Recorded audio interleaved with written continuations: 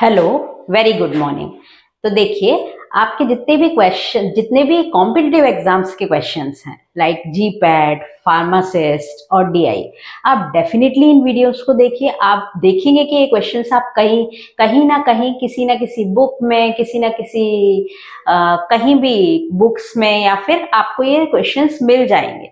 बहुत सारी books collect करके मैं क्वेश्चंस बना रही हूँ। आप डेफिनेटली इनको देखिए और आपको जरूर से फायदा मिलेगा इससे, किसी भी कॉम्पिटिटिव एग्जाम जो फार्मेसी से रिलेटेड है। मैं 3 सब्जेक्ट के नोट्स बनाती हूँ, है ना। छोटे छोटे नोट्स ही हैं, एक तरीके से नोट्स भी नहीं बोलेंगे, क्वेश्चंस हैं, डायरेक्ट क्वेश्चंस हैं, ठीक है। फार्मास्यूटिक्स, फार्माकोलॉजी और बायोकेम। तो आप ये तीनों देखेंगे तो आपके इन 3 सब्जेक्ट के काफी चैप्टर्स भी साथ के साथ क्लियर होगा और क्वेश्चंस भी क्लियर होंगे, ठीक है। तो ये डायरेक्ट क्वेश्चंस ही हैं, आप जरूर से देखिए, आपको प्रॉफिट मिलेगा। ये क्वेश्चंस आपको कहीं ना कहीं बुक्स में या कहीं देखने को मिलेंगे कि ये आए हुए क्वेश्चंस ही हैं, कोई एक्स्ट्रा क्वेश्चंस नहीं है, राइट। तो अब देखिएगा, अपन साइज सेपरेशन पढ़ रहे थे, है ना। और वीडियोस को आप लाइन से देखिए, लाइन वाइज लाइन देखिए, आपको काफी प्रॉफिट मिलेगा। वीडियो 1, वीडियो 2, जैसे साइज सेपरेशन का मैं बता रही हूँ तो video 1, video 2, video 3, video 4 size separation का आप देखेंगे तो पूरे वीडियोस देख लेंगे तो साइज सेपरेशन के सारे क्वेश्चंस आपको लगभग कवर हो जाएंगे, राइट। तो साइज सेपरेशन का वीडियो 1 में बना चुकी हूँ, वीडियो 2 में बना रही हूँ। साइज सेपरेशन का मतलब क्या है? अलग अलग साइज के जो पार्टिकल्स हैं उनको सेपरेट आउट करना, है ना। कोर्स पार्टिकल्स को अलग सेपरेट करना, फाइन पार्टिकल्स को अलग सेपरेट आउट करना। तो इसकी क्या होती है, 4 बेसिक टेक्निक्स हैं। कभी कभी इसके नाम से ही क्वेश्चन आ जाता है कि साइज सेपरेशन की टेक्निक्स कौन कौन सी होती है। तो ये चारों टेक्निक के आपको सिर्फ नाम याद रखना है। नाम डिटेल में पढ़ाऊंगी। Sieving, cyclone separator, air separator और elutriation, right. Sieving, cyclone separator, air separator और इल्यूट्रेशन, ये नाम आ जाते हैं कभी, है ना। तो आपको पता होना चाहिए ये किससे रिलेटेड है, साइज सेपरेशन से। अब ये चारों जो नाम है उनमें से हर एक से क्वेश्चंस बनते हैं। जैसे सीविंग से क्वेश्चन बनते हैं, इसमें काफी क्वेश्चंस होते हैं। साइक्लोन सेपरेटर से क्वेश्चन बनते हैं। तो आज हम 2 लेंगे, सीविंग और साइक्लोन सेपरेटर। सीविंग में कौन कौन से क्वेश्चंस आए हुए हैं और साइक्लोन सेपरेटर में भी कौन कौन से क्वेश्चंस आए हुए हैं या आ सकते हैं। तो चलिए शुरू करते हैं। चलिए जी, फर्स्ट टेक्निक लेते हैं, सीविंग। अब सीविंग में कौन कौन से क्वेश्चंस बन सकते हैं, है ना, या आए हुए क्वेश्चंस हैं, वही अपन देखेंगे। सबसे पहले आता है नंबर ऑफ सीव।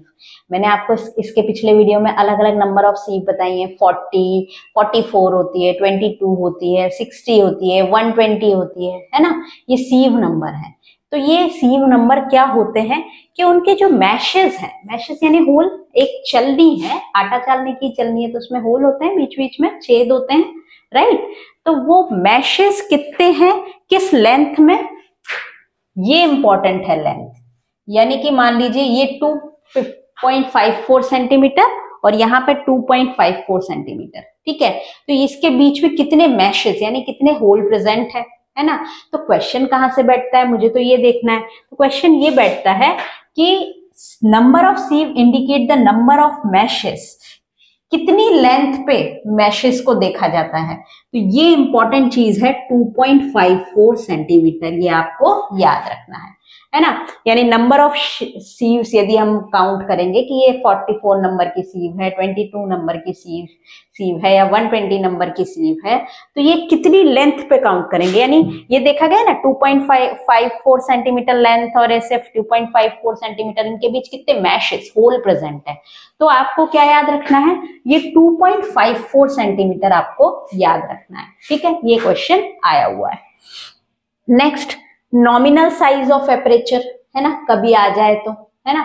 तो 2 वायर के बीच की डिस्टेंस को, एडजेसेंट वायर के बीच की डिस्टेंस को बोला जाता है nominal size of aperture. Nominal size of aperture, है ना। एपर्चर का मतलब क्या होता है, एपर्चर आप समझते हो ना, ये वही होल हो गया।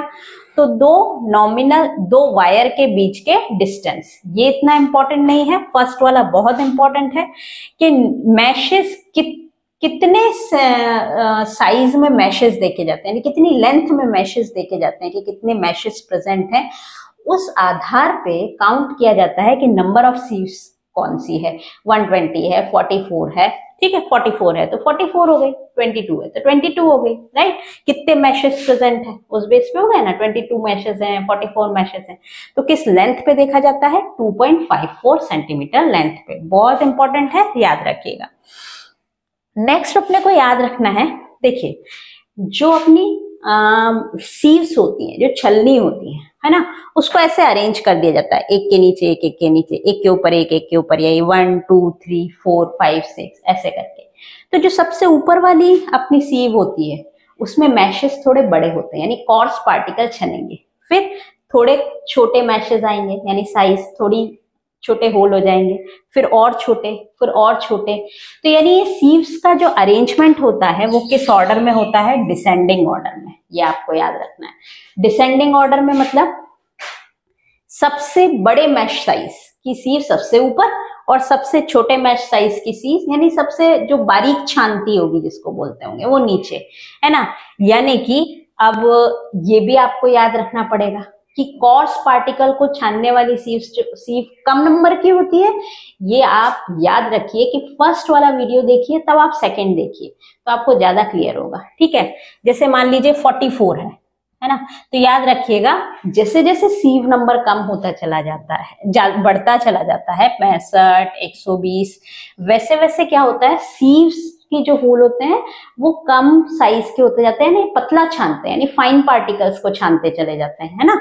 तो सबसे ऊपर वाली कॉर्स, यानी सबसे, कभी आपको घुमा के क्वेश्चन दे दिया जाए कि सबसे ऊपर कौन से नंबर पे सीव रखी जाएगी, तो जो सबसे कम नंबर की सीव होगी वो सबसे ऊपर, और सबसे ज्यादा नंबर की सीव सबसे नीचे, क्योंकि सबसे ज्यादा नंबर की सीव्स जो होती हैं, सिंपल सा तो है, ये ज्यादा नंबर है 120, यानी मैश ज्यादा होंगे, मैश ज्यादा होंगे, छोटे छोटे मैशेस होंगे, छोटे छोटे होल होंगे, ठीक है ना।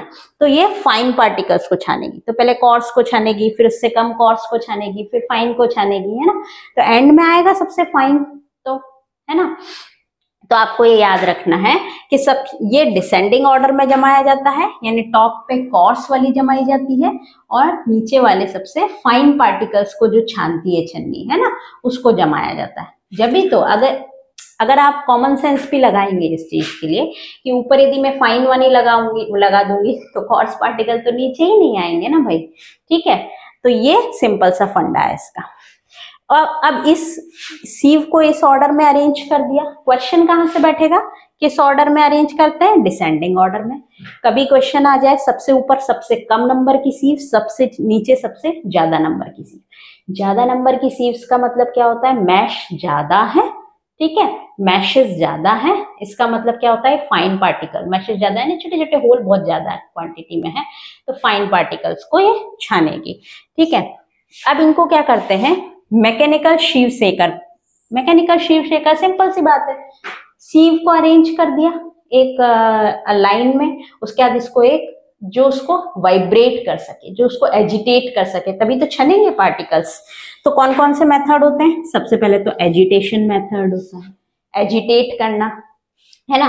अब एजिटेशन में सिर्फ आपको मेथड्स के क्या है, नाम याद रखने हैं और कुछ भी याद नहीं रखना है यहाँ पे। जैसे फर्स्ट है ऑसिलेशन। ऑसिलेशन यानी हमारी छन्नी है, इसको ऐसे ऐसे करके हम ऊपर नीचे करके छान रहे हैं, ठीक है।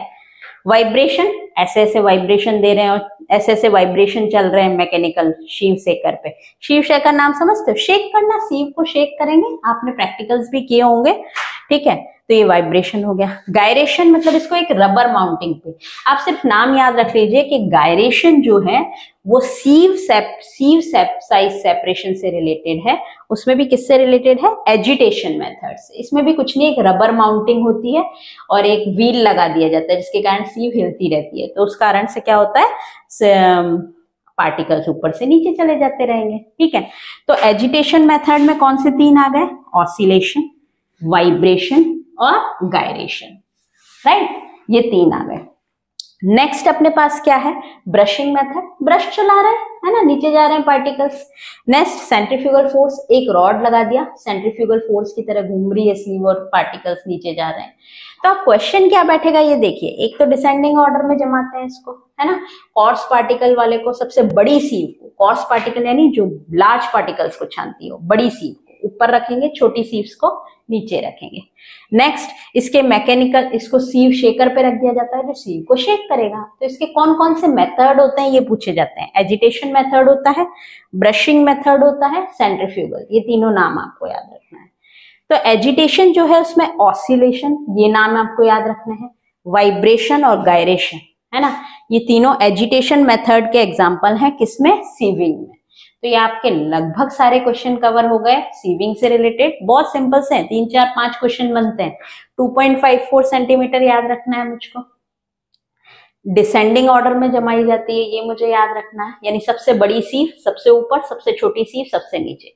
सबसे छोटी सीव जो होगी वो 120 नंबर की होगी। ये उल्टा, बोल तो डिसेंडिंग रहे हैं लेकिन ये असेंडिंग चल रहा है नंबर ऑफ सीव्स, ये ध्यान रखिएगा, क्योंकि 44 नंबर की सीव जो होती है वो सबसे बड़ी होती है, ठीक है, लार्ज पार्टिकल साइज को छानती है, जबकि 120 नंबर की सीव जो होती है वो फाइन पार्टिकल्स को छानती है, वो छोटी होती है, राइट।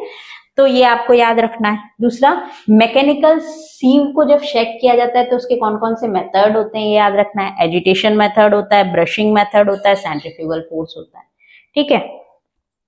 अब एजिटेशन में भी इनके सिर्फ नाम याद रखने हैं, ऑसिलेशन, वाइब्रेशन, गायरेशन।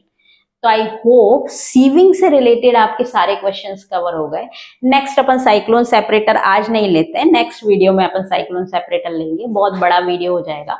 आप लाइन वाइज लाइन देखिए, यदि आप जीपैट की भी तैयारी कर रहे हैं तो आपको बहुत प्रॉफिट मिलने वाला है इस चीज से, क्योंकि यही क्वेश्चंस हैं जो बनते हैं, यही क्वेश्चंस हैं जो पूछे जाते हैं। तो आप जरूर से देखिए, सब्सक्राइब भी कीजिए चैनल को, आपको डेफिनेटली फायदा मिलेगा। Thank you so much for watching this video.